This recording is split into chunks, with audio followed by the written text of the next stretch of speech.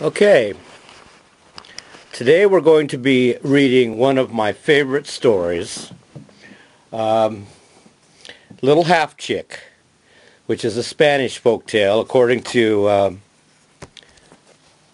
my book house by Olive Beaupre Miller. And this version is by her. Here you see the inside cover of the book. This is from her 12-volume anthology of children's tales called My Book House. And this is volume 3, which is Up One Pair of Stairs. So, here we go. Little Half Chick. Once there was a hen who made a nest for herself in a sunny farmyard in Spain. There she raised a brood of chicks. Fluffy and yellow and beautiful, they pecked their way out of their shells. Very good little chicks they were, too. All but one, that is. And he, dear me, when his mother called cluck, cluck, cluck, he never did what she told him. When she bade him come here, he went there. When she bade him do this, he did that. He snatched choice bits of food away from his brothers and sisters, and he wanted his own way in all things. One day, Mother Hen noticed that this naughty little chick was really only a half chick. He had only half a head, half a body, half a tail, one eye, one wing, and one leg. Dear me, clucked Mother Hen, what in the world is the matter? How did my chick ever come to be such a queer little fellow? But very soon it was plain, even to good Mother Hen, why this chick was only a half chick. No matter how she tried to teach him to do what was right, he only tossed his half head, flipped his little half tail, and did exactly as he chose. Dear me, said Mother Hen sadly.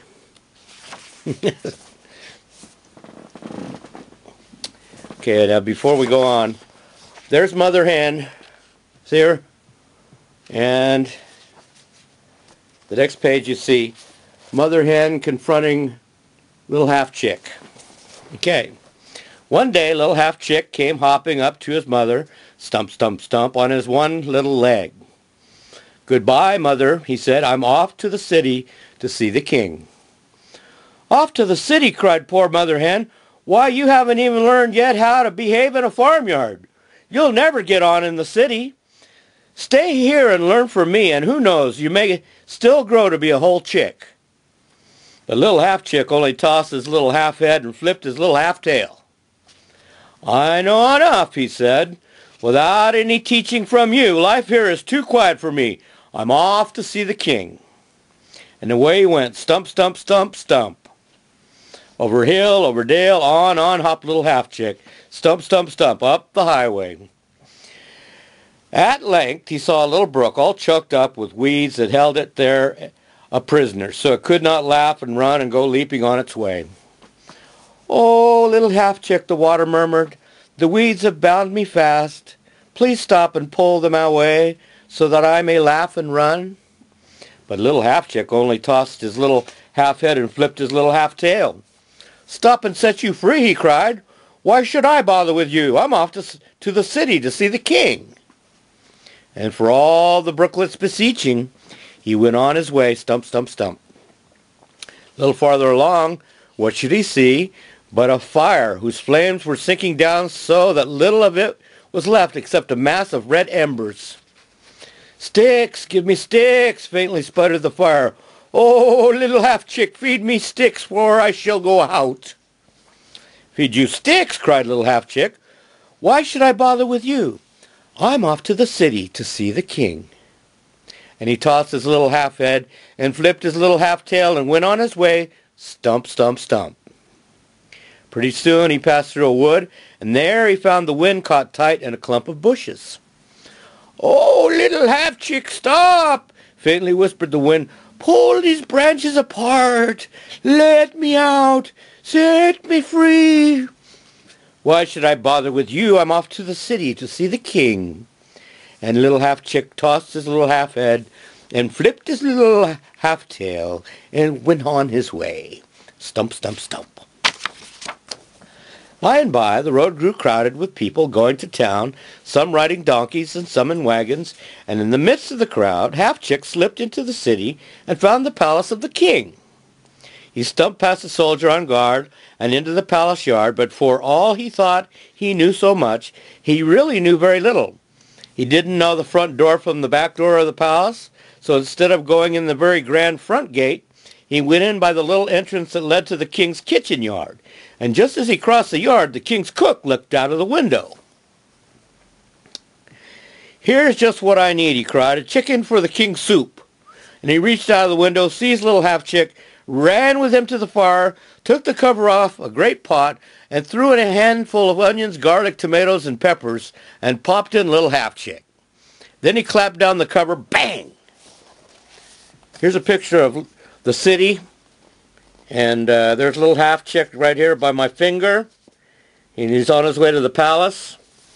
And over here, you see a picture of the pot where the cook put little Half-Chick along with the tomatoes, the garlic, and the onions for the king's soup.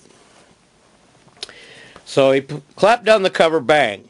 It was dark inside the kettle. The water rolled over Half-Chick and twirled him round and round. "Oh, water!" cried little Half-Chick. "Do not twirl me around. Help me, help me, help me." But the water began to bubble. "When I was in the brook and could not run for the weeds, you would not stop to help me.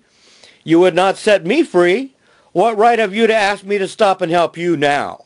And he went on with his business of rolling around in the pot. Soon the water began to grow hot. "Oh, fire, fire, do not cook me," cried little Half-Chick.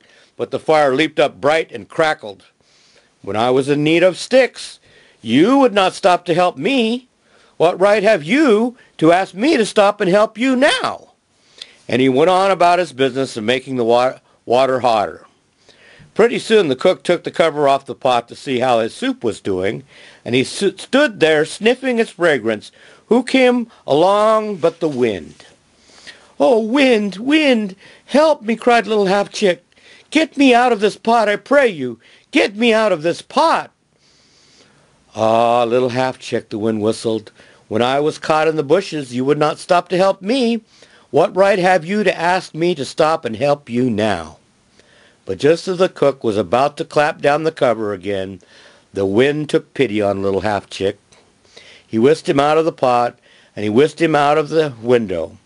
Up, up he flew, high over the roofs, high over the towers and steeples, up, up, up, over all the town. "Only a Half-Chick would act as you have acted," that was what the wind roared. "Here's a place for a little Half-Chick." And the wind dropped Half-Chick down, bang, on the very top of a steeple. "There you are, and there you must stay," said the wind. So little Half-Chick at last found himself only a weathercock. Fastened tight to the top of that steeple, he stands on his one little leg even to this day. And he never has his own way, for he is twirled this way and that, without even a by your leave, whichever way the wind blows. And here's the last picture showing little Half-Chick after he has become the weather vane on the steeple.